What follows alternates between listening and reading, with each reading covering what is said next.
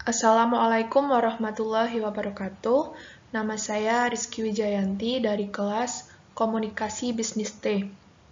Dalam kesempatan kali ini, saya akan menjelaskan tentang good news, bad news, dan persuasive message. Tetapi sebelum saya menjelaskan tentang tiga hal tersebut, saya akan menjelaskan tentang direct approach dan indirect approach yang nanti akan berhubungan dengan tiga materi tersebut. Apa sih pendekatan langsung dan pendekatan tidak langsung? Yang pertama adalah pendekatan langsung atau direct approach. Pendekatan langsung sering disebut juga dengan istilah pendekatan deduktif, di mana ide pokok suatu pesan bisnis ditempatkan pada bagian pembuka, kemudian diikuti dengan bukti-bukti pendukungnya. Pendekatan langsung ini reaksi pembaca cenderung positif atau menyenangkan.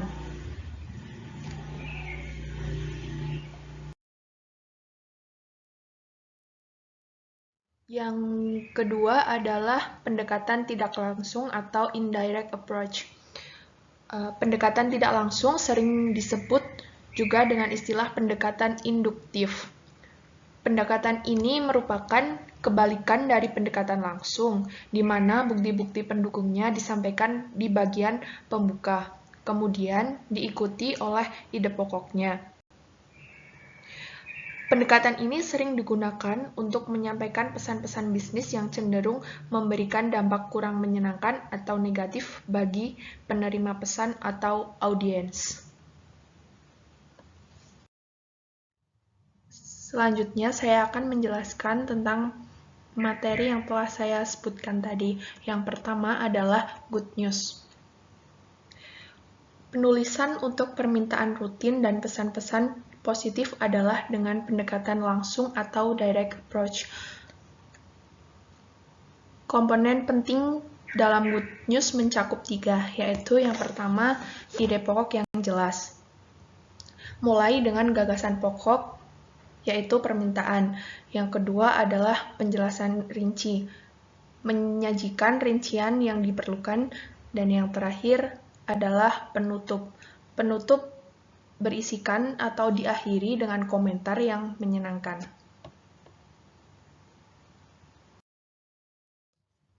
Kemudian, good news sendiri terbagi menjadi dua. Yang pertama adalah good news tentang pekerjaan, berisikan pesan-pesan bisnis yang berkaitan dengan dunia kerja.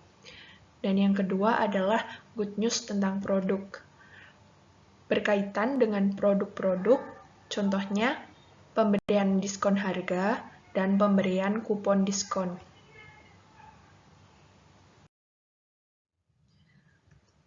Contoh pesan good news dapat berupa tanda memperoleh jabatan, tanda penghargaan, proposal usulan suatu proyek diterima, dan kenaikan gaji atau bonus lembur kerja. Selanjutnya, saya akan menjelaskan tentang contoh good news. Yang pertama adalah pengumuman promosi jabatan. Seorang karyawan memperoleh promosi untuk menduduki jabatan yang lebih tinggi, yaitu sebagai manajer keuangan di perusahaan. Mengapa sih dapat dikatakan sebagai contoh good news? Hal ini ditandai dengan jenis pesan itu sendiri. Di dalam jenis pesan itu merupakan pesan rutin dan merupakan pesan dengan kabar baik. Kemudian, reaksi penerima pesan atau audiens menyenangkan dan menggunakan pendekatan langsung. Yang kedua adalah contoh tanda penghargaan. Seorang karyawan diberikan tanda penghargaan kepada manajer karena telah memberikan kontribusi positif terhadap kesuksesan perusahaan.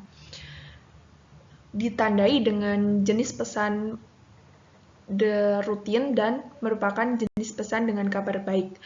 Reaksi audiens atau penerima pesan senang dan menggunakan pendekatan langsung. Dan yang terakhir adalah kenaikan gaji. HRD resmi menaikkan upah atau gaji karyawan terhitung mulai tanggal 18 Agustus 2020.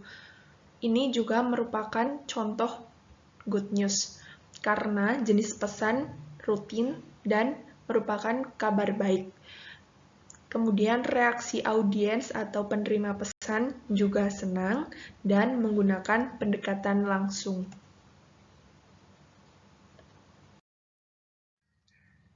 Selanjutnya, yang kedua adalah bad news.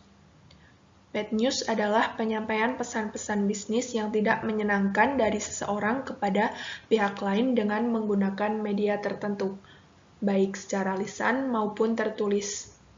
Istilah lainnya adalah berita buruk, pesan yang buruk, atau pesan yang tidak menyenangkan.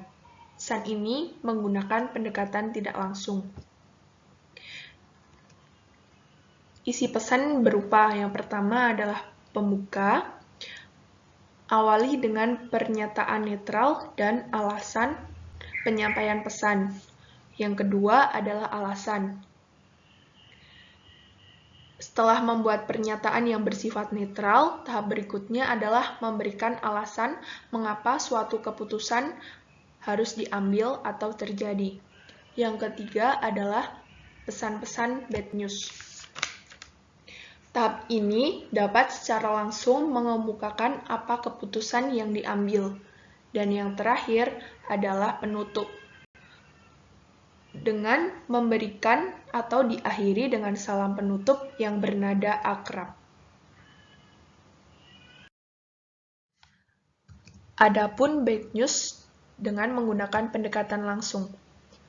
Ini merupakan bagian dari bad news yang menggunakan pendekatan langsung. Yang pertama adalah bad news, berisikan pernyataan, kemudian alasan, berisikan penjelasan bad news, dan yang terakhir adalah penutup, berisi positif dan bersahabat.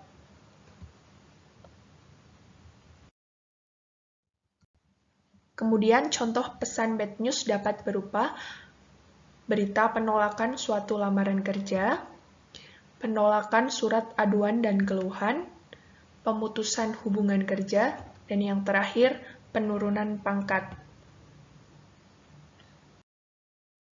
Selanjutnya, saya akan menjelaskan tentang contoh bad news. Yang pertama adalah PHK.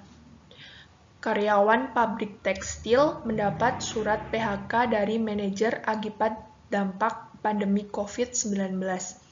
Mengapa sih dapat dikatakan sebagai contoh bad news?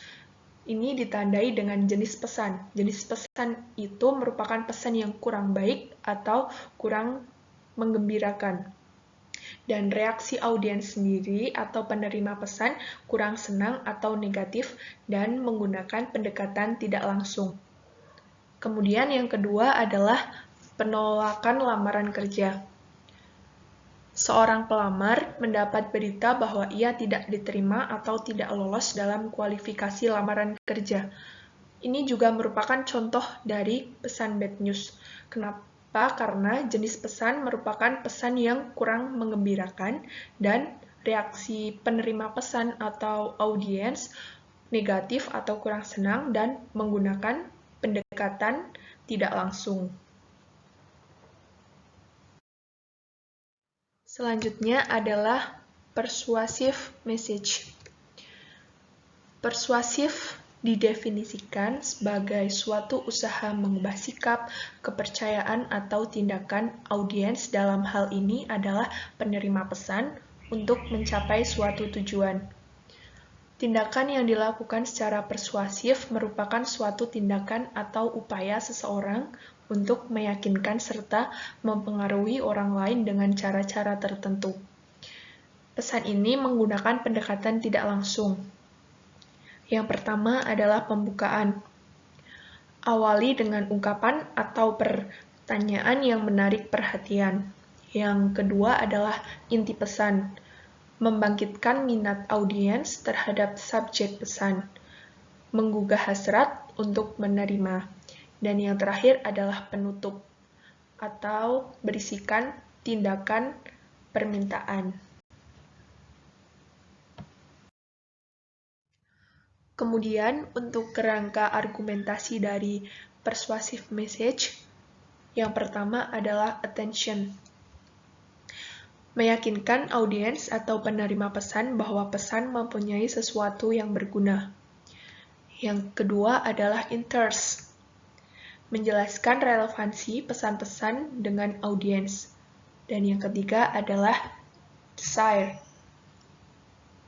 Membuat audiens atau penerima pesan mengubah keinginannya dengan menjelaskan bagaimana perubahan yang dilakukan dapat memberikan manfaat yang lebih baik bagi audiens atau penerima pesan. Dan yang terakhir adalah action, menyarankan tindakan yang spesifik. Pesan persuasif dapat ditandai dengan reaksi audiens atau penerima pesan tidak tertarik atau tidak mengharapkan, dan menggunakan pendekatan tidak langsung. Ini merupakan contoh pesan persuasif. Yang pertama adalah pesan penjualan. Organisasi atau perusahaan akan membuat suatu pesan penjualan berupa iklan, banner, dan iklan dalam bentuk majalah. Yang kedua adalah pesan pengumpulan dana. Pesan pengumpulan dana biasanya dikirimkan atau dibuat oleh organisasi nirlaba bertujuan untuk membujuk para pembaca untuk menyumbangkan dananya. Yang ketiga adalah surat penawaran. Perusahaan akan membuat surat penawaran kepada konsumen supaya konsumen atau pembaca surat penawaran tersebut memesan produk yang ditawarkan maupun langsung membeli produk-produk yang ditawarkan melalui surat tersebut, di mana memiliki tujuan yang sama pula, yaitu untuk membuat para pembaca melakukan sesuatu terhadap produk yang ditawarkan. Dan yang terakhir adalah pesan sponsor. Suatu perusahaan atau individu mengajukan sponsor atau kerjasama dana dengan organisasi lainnya untuk melakukan suatu kegiatan tertentu.